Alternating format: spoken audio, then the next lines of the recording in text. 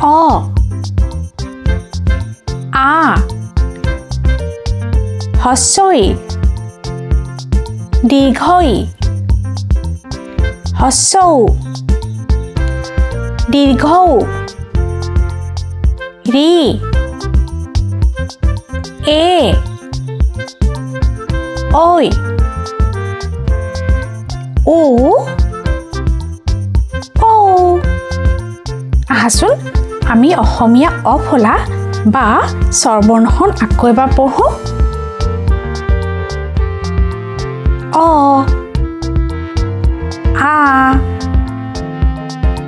হস্যই দীৰ্ঘই হস্যৌ দীৰ্ঘৌ ৰি এ ঐ